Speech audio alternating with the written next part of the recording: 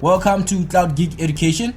In the previous lesson, we talked about atomic structure. So in today's lesson, we are going to talk about the periodic table. I want us to talk about the periodic table before we move on to bonding. So without wasting any time, let's talk about the periodic table. Right. What is the periodic table? What can we say a periodic table is? We can easily say a periodic table is a way of arranging and classifying elements according to their atomic number. Right. That is the right definition. You can say it is a way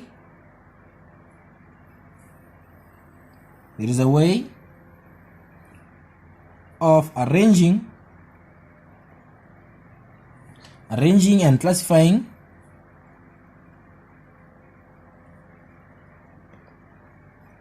elements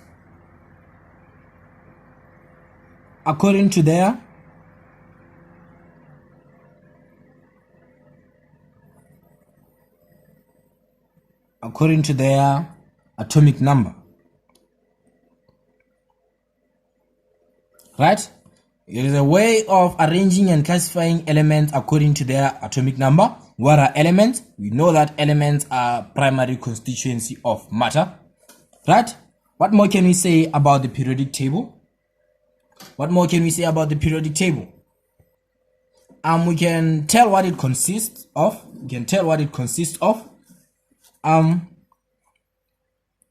It consists of rows called periods,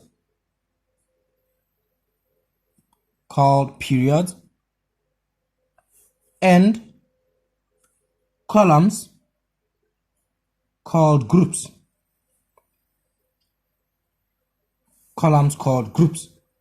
Right. That is what we can say about the periodic table. Then let's also talk about this. You can also tell that in the left side of the periodic table there are metals, and the right side of the periodic table, right hand side, there are non-metals. Right. So that's what we can easily say about the periodic table. Right. So let me show you a periodic table. This right here is an example of the periodic table. This is an example of how a periodic table looks like. Right. So what did you say? We say it is a way of arranging and classifying elements according to their atomic number. Right. What are elements? These are elements: hydrogen, lithium, beryllium, sodium. These are elements, right? So what are we saying? We are saying these elements are arranged according to their atomic number. So I showed you this in like 2 lessons. It's been 2 lessons now. It's been 2 lessons me showing you this key of the periodic table. So I guess now that you are used to it, right? So atomic number, we mean this, right? This number right here in the bottom corner, right? So this is the atomic number. So we can see now that these elements are arranged according to their atomic number. We can see that hydrogen's atomic number is 1, while helium's atomic number is 2, right? Lithium 3, beryllium 4, boron 5, carbon 6, nitrogen 7, oxygen 8, fluorine 9, neon 10, so on and so forth. So that is how they are arranged in the periodic table, right? And what did we say? We said it consists of rows called periods and columns called groups, right? So it consists of row called periods, right? So what can we say? We can say hydrogen and helium are in the same row, right? Which means they are in the same period. We call this row a period, and we said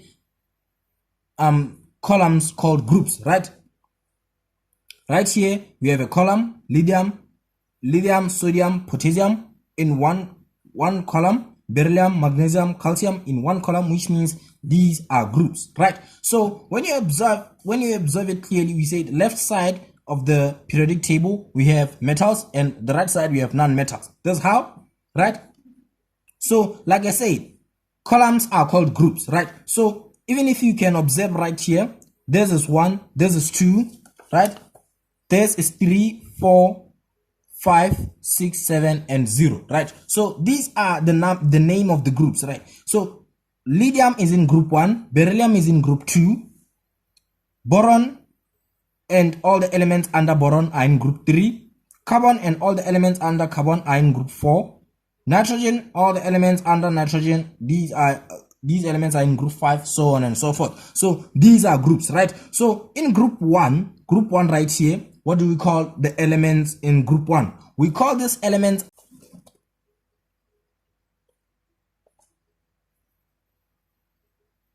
alkali metals. These are only alkali metals. In group 1 we have alkali metals, right? In group 2, what do we have? In this group right here, we have what you call alkali earth metals.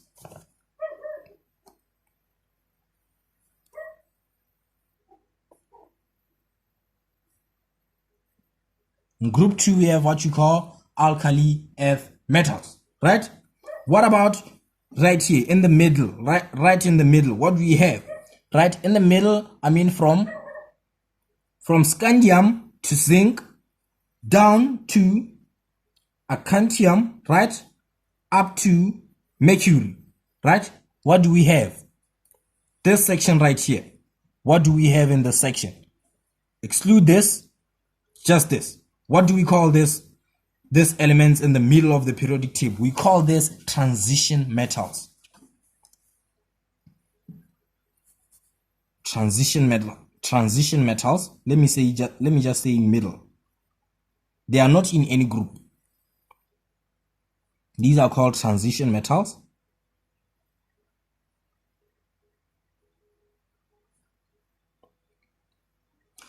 Right? You can see now that we are saying metals, and metals. Now, let's move on. What do we have here?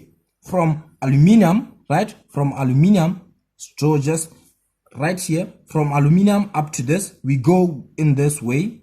We go in this way, These, what do you call these? Aluminum, germanium, antimony, and polonium go in this side up to thallium, indium, gallium. What do we call this? We call this metalloids. These are called metalloids. They have a little bit of group 3 inside, little bit of group 4, little bit of group 5, up until we only have one element in group 6, right? These are called metalloids. Now you can see metalloids. Now the word metals is ending bit by bit, right? Because they are called metalloids because they consist of both the properties of metals and non-metals. That's why they are called metalloids, right? Now when you move on, right here in group 7, because we have none in group 7. In group 7 right here, what do we have? We have what you call halogens. We have what you call halogens. Then when you observe clearly right here, we have group 0 or group 8. It's usually called group 8, right? What do we have in group 8? We have what you call noble gas. Noble gases. These elements are noble gases, right? So this is the periodic table. One may ask about these two, right? Let's talk about this period right here from 58 to 71. This period right here, this above period, right, is not in your syllabus. You don't have to know them, but I'll just tell you what they are called. I won't write it down. These are called lanthanoid series. It's a lanthanoid series. This is a lanthanoid series. These elements are in a lanthanoid series, right? So what about this period right here from 90 to 103? What do we call this? We call it actinide series. It belongs to an actinide series, right? You don't need to stress yourself with those names. I was just telling you what they are, right? So that's what we can say about the periodic table. Now let's talk about properties of the periodic table.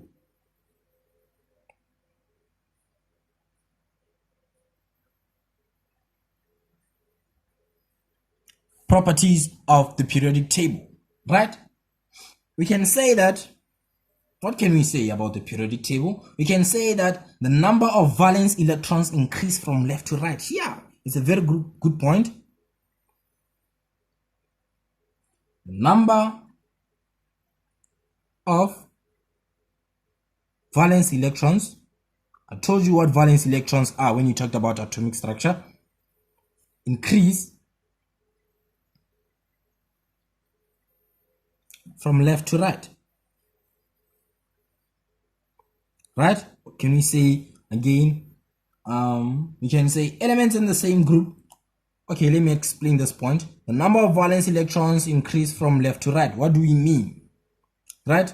From left to right, we mean they increase from here up to here. Right? Number of valence electrons. And valence electrons. What are valence electrons? Electrons in the outermost shell or the last shell. Right? So in lithium, when you draw the structure of lithium, you'll find that lithium has only one valence electron, right?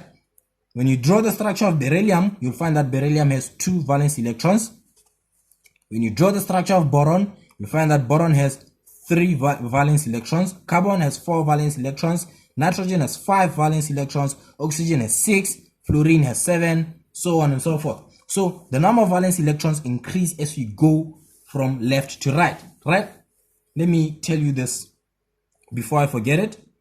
Elements in the same group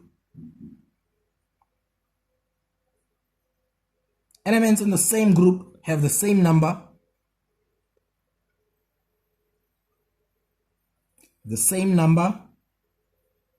of valence electrons, right? Elements in the same group have the same number of valence electrons. What am I looking at? Even the name of the group will tell you the number of valence electrons. You've been hearing me saying lithium has 1 valence electron, beryllium 2 valence electrons, boron 3. You can think that I have crammed the structures or what. No, I was just looking at boron's group, right? Boron is in group 3. I can tell you that boron has 3 valence electrons because it's in group 3. That's basically what I was seeing. Lithium is in group 1. I can tell you that lithium has 1 valence electron. Sodium is in group 1. It has 1 valence electron. Potassium is in group 1. It has 1 valence electron, right? What can we take? Let's shuffle it. We have bromine. Bromine is in group 7, which means it has 7 valence electrons. That's what you observe. You just observe the group and you can tell that this, if you are only given a structure, right? You are given a structure of bromine, for example, and you see that it has 7 valence electrons. You can tell that chlorine is in group 7 because you have seen that it has 7 valence electrons, right? So, what more can we say about the properties of the periodic table? We can say that the number of shells increase from top to bottom. Yes, indeed. Number of shells increase from top to bottom. From the top to the bottom. The number of shells increase, right? The number of shells increase from top to the bottom. If you can take lithium, for example, I'll just use lithium mostly because it's just nearby. Lithium, right? Lithium, if you draw the structure, you'll find that it has 3, lithium has 3 shells, right? And you'll see that potassium has 5 shells, right? Which means the number of shells in lithium were 3, they increased, they became 4 in sodium, 5, 6, 7, and so forth. That's how they increase. The number of shells increase as we go down the periodic table, right? So we can say this, using that information, we can tell that elements in the same period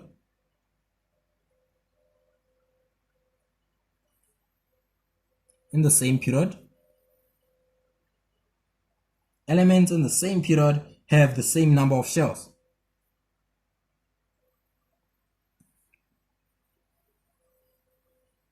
They have the same number of shells. Someone may think that lithium, because it has the proton number of 3, that is why I said it has no, lithium has 2 valence, lithium has 2 shells, right? Because it's in period 2. Period 1 starts with hydrogen and helium. These are the only elements that are found in period 1. Period 2 has lithium, beryllium, boron, carbon, nitrogen, oxygen, fluorine, and neon. This is what you call the period, right?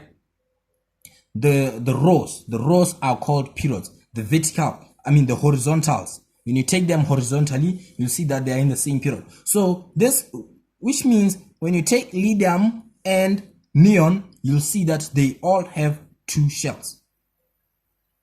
You'll see that they have two shells. So now, for example, now you have a structure of chlorine. Let me take chlorine again. You see chlorine, the structure of chlorine, you see 7 electrons, you see 7 valence electrons. Yeah, you tell that chlorine is in group 7, right? And then you count the number of shells, you see that has three shells. It has 7 valence electrons and 3 shells. You can tell that chlorine is in period 3, group 7. That's what you can tell just looking at the structure, not having your periodic table. So that's the periodic table. That's the importance of the periodic table. Now,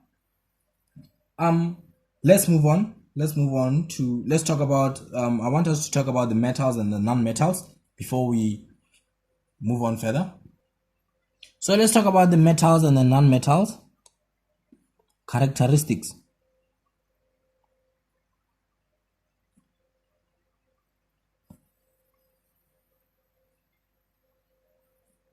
Or properties, let's say properties. Right? What can we say? We can tell that the metallic state, the metallic state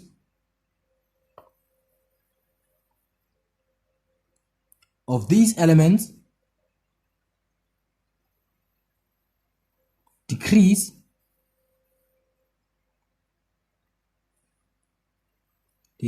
from left to right. Like I said earlier in this lesson, I told you guys that we have what you call alkali metals, alkali earth metals, transition metals, metalloids. When we started talking about metalloids, the name metals began to vanish bit by bit, right? You can now tell that we first had a metal up until we had a gas. This is an alkali metal, and this is a noble gas. Now we came from metal to a gas. You can see now that the metallic state decreases as you move from left to right. That is what we are saying right here. What else can we say? You can tell that the metallic elements form basic oxide, while the non-metal elements form acidic oxide, while the metalloids form atmospheric oxide. Yeah, let me write this down. It's a very good point. Other points, you'll just observe them, right, as we move on. So, the metallic elements form basic oxide, right, while the non-metals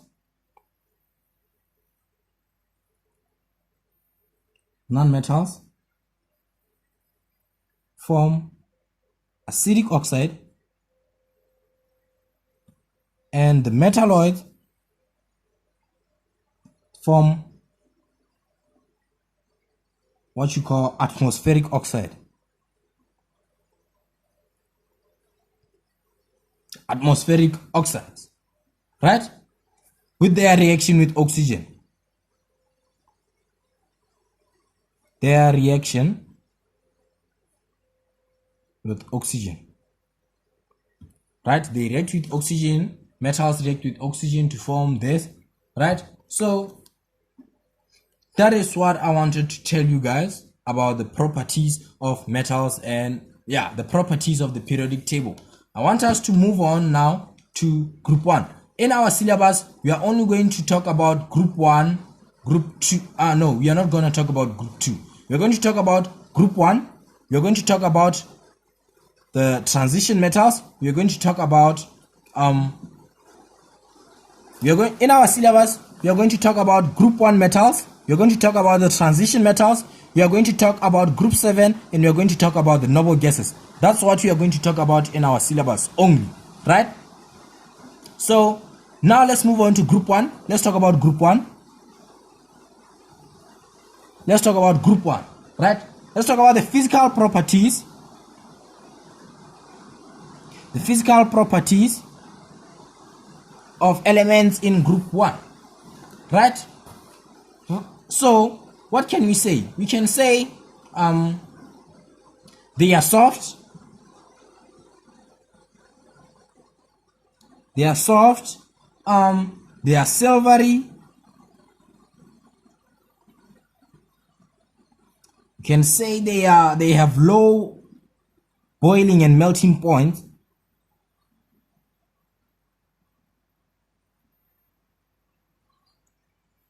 Melting and boiling point. Right? What more can we say? What more can we say about group 1 metals? What more can we say? We can tell that we can talk about their conductivity. They are good conductors of electricity.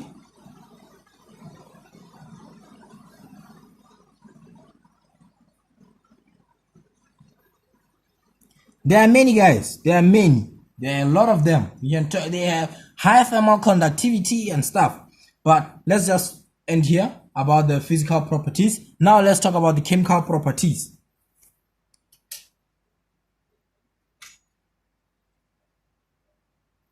Chemical properties. Let's talk about the chemical properties now. Right? So let's start with reaction with water. Their reaction with water. Let's start with their reaction with water. Now we are talking about reactions. When you now start talking about reactions, know that now we are starting chemistry. We are taking chemistry now. We are no longer introducing chemistry, right? Reactions with water. So these elements are very reactive, and yeah, group 1 metals or these alkali metals, they are very reactive because they lose 1 valence electrons to form positive ions, right? We haven't talked about ion. Yeah, we haven't talked about formation of ions, but we will talk about formation of ions after this lesson, after the periodic table, right? So that's what we can say. They are also very strong reducing agents. You can talk about their reactivity, right? We can tell that the reactivity increases down the group, or we can say that we can talk about electronegativity in this case, because I taught you guys electronegativity. We can tell that electronegativity decreases from the top to the bottom. Let's write that one down.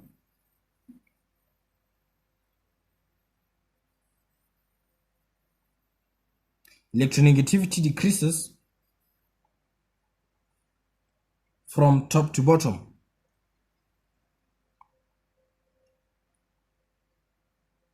What are we saying? What are we saying here? What are we saying? We are telling you guys that electronegativity is decreasing from top to bottom, right? This makes it even more reactive. Let's take, for example, let's take group 1. We are talking about group 1 right here, right? So I said electronegativity is the distance between the nucleus and the outermost shell, right? So when electronegativity decreases, we mean this way. An atom can only be more electronegative when the atomic radius is short. But when the atomic radius is long, electronegativity decreases, right? So since we said the number of shells increase as we go down the group, this means that electronegativity will also decrease. Since when number of shells increase, atomic radius is increasing. This is making it even more reactive and it becomes less electronegative. I'm not sure if you understand this. Let me draw a structure of, for example, lithium. Let's draw a lithium structure. Lithium is Li. It has 3 proton numbers. It has 3 protons, right? And we subtract it. We say 7 minus 3, we get 4, which means it has 4 neutrons, right?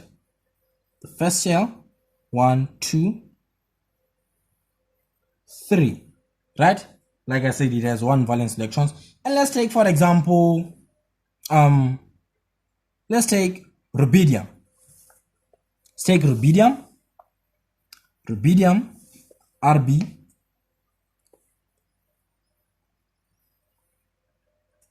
I mean it's a small b, right? There's 37. No, rubidium is gonna take a lot of space. Let's just take potassium. Let's take potassium.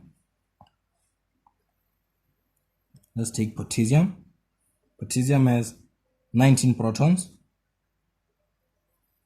and 20 neutrons, right? First shell, 1, 2, 3, 4, 5, 6, 7, 8, 9, 10, 11, 12, 13, 14, 15, 16, 17, 18. It has to have one valence electron, 19. Right. So when you compare potassium and lithium, we have potassium and lithium right here, right? You can see now that the distance, you remember that I told you that an electron is charged by a proton. So a proton is in a nucleus, right? A nucleus is just in between, it's usually shaded, right? So you can see now that the distance from where the proton is to the valence electron is short, right? It's short. So this makes electronegativity to increase, right? This makes electronegativity to increase. Remember what electronegativity is? It's a tendency of an atom to keep electrons to itself. Yes, lithium will keep this electron to itself because it is the charge here is strong. The distance between the nucleus and the proton and the valence electron is strong. It is short, which makes the charge even strong. But when you take it from here, here is our valence electron. When you take this distance right here, right? The distance from the proton to the valence electron is now huge. The distance is huge. The proton is, yes, it's charging the valence electron, but the charge is not that strong because the distance is small. It loses impulses in the way. So this makes electronegativity to decrease. So electronegativity will decrease. The tendency of this atom to keep electrons to itself will reduce, right? Its tendency will reduce. That's why we say reactivity will increase, which means because the charge here is weak, now the charge here is weak, this electron will be lost easily. While this one, it will be hard for it to be lost since the charging distance is strong. Now here that the charging distance is very long, it will make this to lose and it will lose electrons, right? So when you take this and this, you'll see that lithium is more electronegative than calcium. Than potassium. This as a result will tell us that francium is the most reactive element in group 1, and you'll find that francium is also the most reactive element in the periodic table. That's what you can find. So that's electronegativity. I wanted you to understand this because we are going to talk more about electronegativity in due course. That's why I wanted to make it clear right here, right? So let's continue talking about group 1. We are talking about the reaction with water, right? Reaction with water. I can tell you that group 1 metals or alkali metals react vigorously with water to give hydrogen gas and alkali and an alkali, right? Let me say alkali metals, which are group 1 metals, right? They react vigorously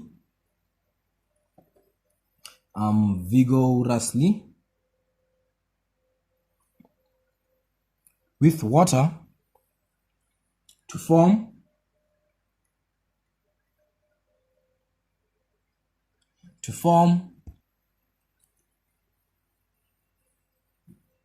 hydrogen gas, and an alkali. They form an alkali because they are alkali metals, right? So let's take examples, right? Let's take one example of a group 1 metal.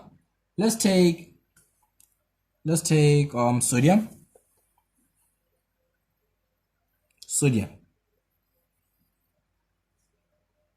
Sodium plus water will have will give us hydrogen gas, and of course sodium hydroxide, which is an alkali.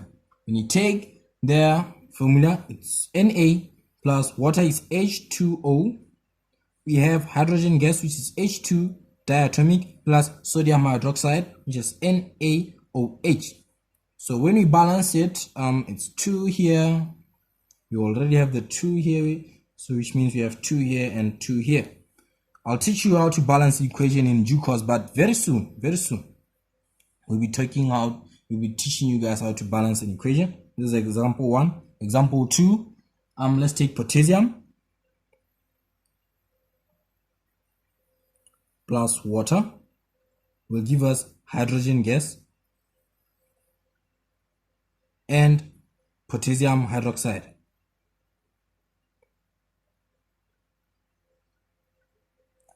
Formula is potassium is K plus water is H2O. This will give us hydrogen diatomic plus potassium hydroxide KOH. So we have to balance it, which means you're going to have 2 here, right? You're going to have 2 here and 2 here, right? So that's how we balance it. So yeah, these are the examples of the reaction with water. I think we should move on to their reaction with halogens, group 1 metals and their reaction with halogens. But because of time, we are going to end here for today's lesson. So in the following lesson, we are going to talk about group 1 metals and their reaction with halogens, group 1 metals, their reaction with air, and we'll move on to group 7. I told you that we are talking about the group 1, group 7, transition metal, and the noble gases, right? Then we'll be done with the periodic table. I think you're going to have 3 lessons in the periodic table.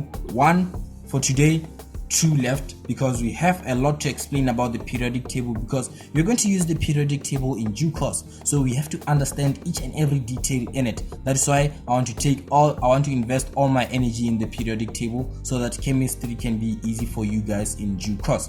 So thank you guys for being attentive. Please like, share, and subscribe. I'll meet you guys in the next lesson.